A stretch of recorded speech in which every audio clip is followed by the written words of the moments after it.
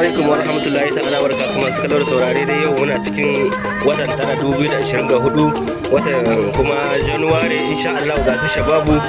yan Nijar da Najeriya kowa da kowa zai tafi gidansu sun nan manta abin da suka manta kuma za su koma gida insha Allah ana sauke su lafiya insha Allah ga wani haka kuma wanda bai so ya bayyana kansa ku sauka lafiya na wuce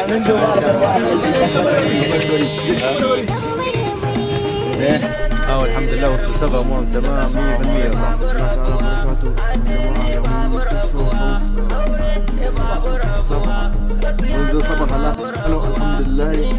من شغل السلام انا من شغل الحمد لله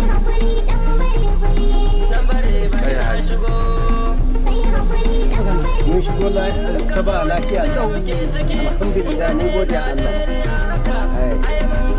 الله والحمد لله وسط الحافلات وسط نسبها امورهم تمام الحمد لله. هاي الحافله الثانيه ان شاء الله متوكلين باذن الله ان شاء الله. هاي الحافله الثالثه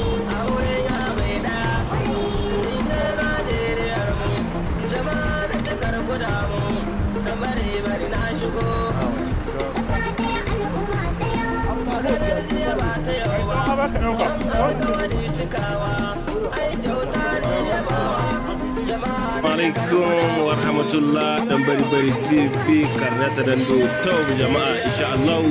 ana nan dai insha Allah ana ci gaba da aiki wannan motoci da kuke gani guda uku wanda aka tada insha Allah tara ga wannan watan da muke ciki na January 2024 sun sauka sabaha lami lafiya alhamdulillah ku kira mu wanda kuna musuratu